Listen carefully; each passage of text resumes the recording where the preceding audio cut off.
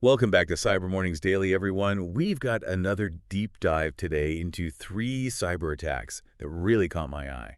Attackers are getting so creative these days. Yeah, it's a constant cat and mouse game, isn't it? It really is, but Yeah. that's why we do these deep dives, right? Yeah, We got to stay ahead of the curve. absolutely. Staying informed is half the battle.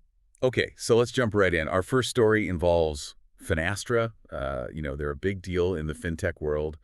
They provide software to like a ton of financial institutions all over the globe. We're talking over 8,000 institutions in 130 countries. Wow, yeah. Finastra's reach is enormous. They're pretty much a backbone of the global financial system. Right, and including, by the way, a lot of the top 50 banks. So back in October 2024, they got hit. Attackers were able to get into one of their systems, an SFTP platform. Those are specifically designed for secure file transfers. Oh, that's not good. SFTP is supposed to be, well, secure. Exactly.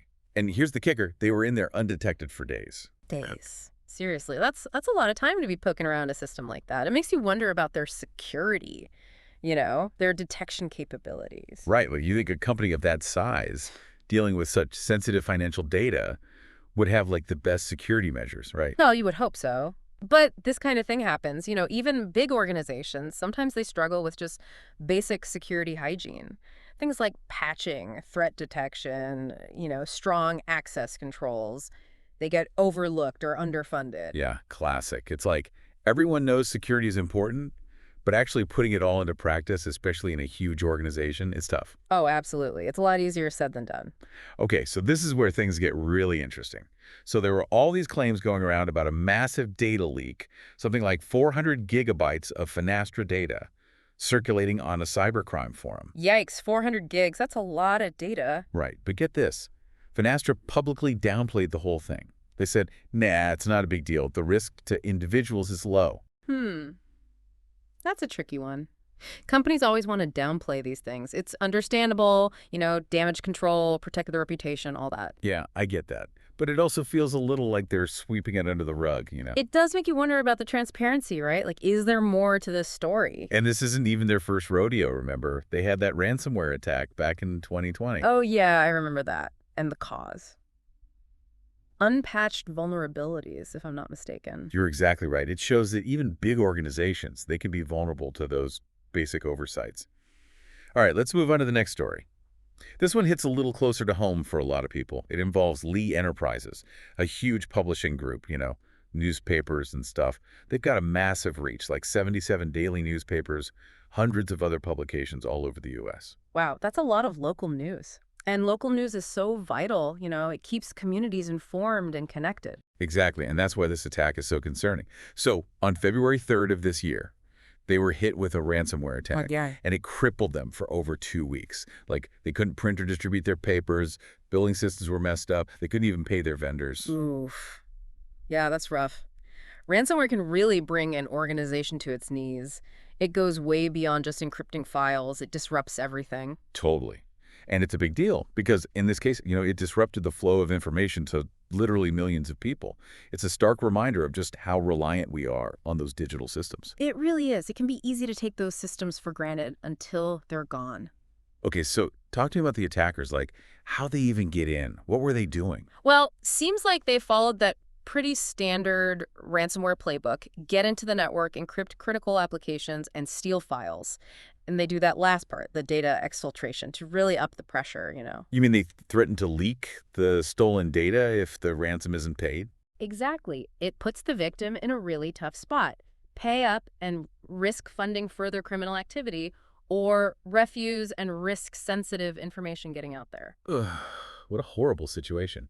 Do we know if they actually got any sensitive data in this case? It's still unclear, actually. The investigation is ongoing, and Lee Enterprises is slowly getting back on their feet, but the full extent of the damage, it's still unknown. It's crazy to think this is actually the second big cyber attack they've faced in just a few years. Remember back in 2020 when they were targeted by, I think it was Iranian hackers? Oh, yeah, I remember that. It just goes to show you, media organizations, they're constantly under threat, not just from cyber criminals, but sometimes even nation-state actors. Yeah, it's a tough world out there for media companies, trying to report the news while constantly fending off these sophisticated attacks. No kidding, it's a constant battle. Speaking of sophisticated attacks, our final story today is about this phishing campaign. Microsoft's been warning people about it, and it's really interesting. It's like a new twist on traditional phishing. Oh, yeah, this one is pretty clever. It's called device code phishing. Hmm. And it kind of plays on this thing that, a lot of people probably use without even thinking about it. Okay, I'm intrigued. Lay it on me. How does this device code phishing thing even work? So think about when you log into something, like your email or whatever, on a device that doesn't have like a regular keyboard or browser, Yeah. like a smart TV or maybe a gaming console. Right, yeah. You'll often get a prompt, right, to enter a code on a different device, like on your phone or your computer. Yeah, for sure. I've done that a bunch of times. Well, that's exactly what the attackers are exploiting. They trick people into entering a malicious code, and that gives them access to the victim's account. So it's not about stealing your password directly. It's more like hijacking this whole device code authentication process. You got it. And what makes this campaign even more, I don't know, concerning is that they're targeting high-value targets, government people, folks in NGOs, people working in critical infrastructure. It's pretty strategic. Wow. So this isn't just some random phishing scam. They're going after people with access to, really sensitive information. Exactly.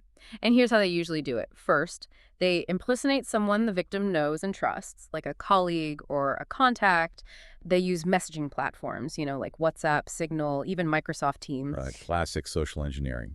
Build that rapport, make the victim less suspicious. Yeah. I've fallen for that before. I'm sure we all have at some point. Oh, yeah, for sure. We've all been there. So anyway, once they've established some trust, they'll send like a fake meeting invitation. And that invitation, it'll include this device code, disguised to look like it's totally normal. So the victim thinks they're just joining a meeting, they enter the code, and boom, the attacker's in. Pretty much. And what's even more worrying is that they've figured out how to exploit a vulnerability in Microsoft's authentication system.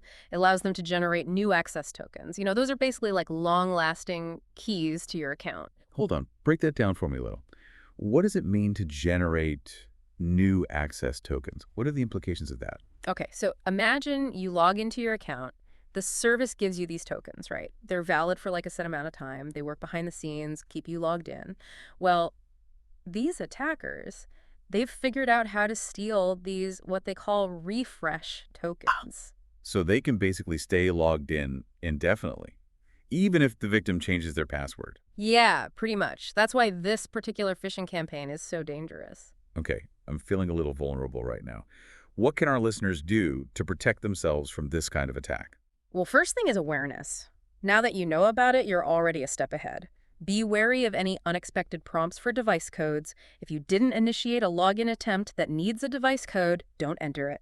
Good point. So if I get a message from someone saying, hey, enter this code to join our meeting, I should double check with them, like through a different channel. Exactly. Verify, verify, verify. And don't just assume it's legit because it's from someone you know. Attackers can compromise accounts, so even messages from trusted contacts can be dangerous. Okay, so we got be wary of unexpected device codes, double check anything that seems fishy, even if it's from someone you know. What else? Enable multi-factor authentication on all your accounts. It's that extra layer of security. It makes it so much harder for attackers to get in, even if they do manage to steal a device code. Right, multi-factor authentication. It's like a bodyguard for your account. Such a simple step, but it makes a big difference. It really does. And another thing, don't forget to keep your software up to date. Your operating system, your web browser, all your apps, everything. Yeah, those updates. Yeah. They often include security patches. It's like keeping your digital fences, strong and in good shape. Exactly.